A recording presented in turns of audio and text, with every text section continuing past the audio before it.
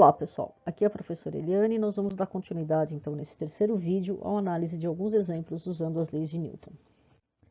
Nesse terceiro vídeo nós vamos analisar então um bloco descendo um plano inclinado sujeito a uma força F que está inclinada de um ângulo alfa em relação ao plano inclinado. Se você não assistiu o vídeo 2, eu recomendo que você retorne lá, assista o vídeo 2 e depois volte aqui comigo para acompanhar esse terceiro vídeo. Vamos lá. Então, nesse caso, o que nós temos aqui? Um bloco de massa M que se desloca em um plano inclinado sem atrito. E esse bloco aqui está sujeito, então, a uma força F de módulo 5 newtons, que está inclinada de um ângulo alfa em relação aqui à rampa. A massa do bloco é 2 kg e a inclinação da rampa é 35 graus. Nosso objetivo, da mesma forma, é determinar a aceleração do bloco e o módulo da força normal. Então, convido você agora a pausar o vídeo, tentar resolver esse exercício e depois retornar aqui comigo para olhar a resolução. Muito bem, retornando então, nosso primeiro passo é fazer o diagrama de forças. A força-peso, ela é sempre vertical, apontando para baixo. A força normal, sempre perpendicular à superfície de contato. O primeiro passo aqui, então, é determinar as componentes da força-peso nos eixos x e y. Como fizemos anteriormente, o Px está ao longo da rampa e o Py aqui perpendicular à rampa.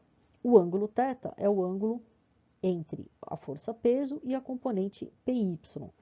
Nós vamos analisar aqui, então, esse triângulo formado pela força-peso, que é a hipotenusa, e os catetos, que é o Px e o Py. Da mesma forma que fizemos no vídeo anterior, aplicando as definições de seno e cosseno, nós podemos, então, chegar nas componentes x e y da força-peso. Nesse caso, nós também precisamos achar as componentes da força F. Então, aqui eu tenho a componente Fy da força F e a componente Fx aqui da força F. Para determinar essas componentes, nós vamos analisar, então, esse triângulo, formado, então, pela força F, que é a hipotenusa, e os catetos Fx e Fy. A definição do cosseno, que é o cateto adjacente pela hipotenusa, o cateto adjacente é o Fx, a força F é a hipotenusa, e o seno de alfa vai ser o cateto oposto, que nesse caso é o Fy, dividido pela força F.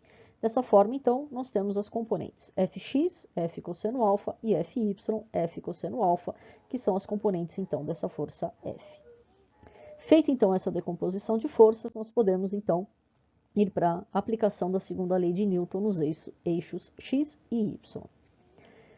No caso agora do eixo y, onde não há movimento, a força resultante é igual a zero. Então, nós podemos ver aqui que nós temos a normal apontando para cima, no mesmo sentido do eixo y, a componente Fy da força F também apontando para cima, portanto, nós vamos ter normal mais Fy, e a componente y da força peso apontando no sentido contrário ao eixo y, portanto, menos Py igual a zero.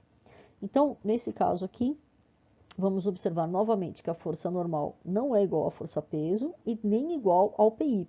Eu tenho que levar em consideração essa componente aqui da força F. Então, meu Py é P cosseno θ e meu Fy F seno de alfa. Substituindo os valores, nós chegamos então a uma força normal de 14,3 newtons. Indo então para o eixo x, analisando quem é a força resultante agora, nós temos o Px, que tem o mesmo sentido do eixo x, e o Fx apontando para cima no sentido oposto ao eixo x. Portanto, nossa força resultante é Px menos Fx, que é massa vezes a aceleração. O Px é P seno θ e o Fx é F cosseno alfa, que é igual a massa vezes a aceleração.